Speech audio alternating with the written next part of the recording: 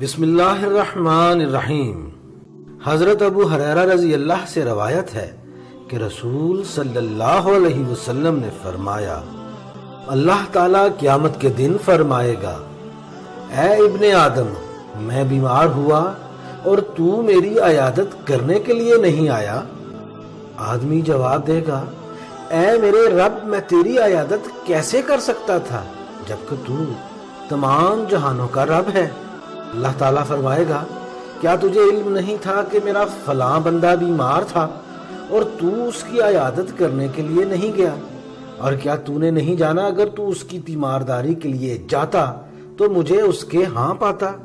اے آدم کے بیٹے، میں نے تجھ سے کھانا مانگا اور تو نے کھانا نہیں کھلایا۔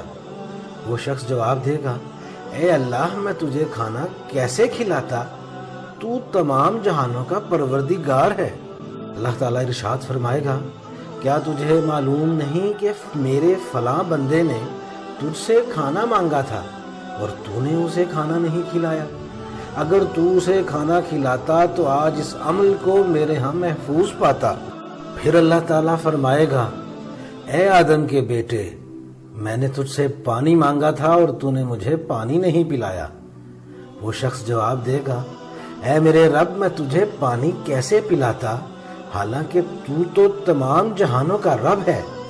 اللہ تعالیٰ فرمائے گا، کیا تو نے نہیں جانا کہ میرا فلاں بندہ جو تجھ سے پانی مانگ رہا تھا، اگر تو اسے پانی پلاتا تو اپنے اس عمل کو میرے ہاں محفوظ پاتا۔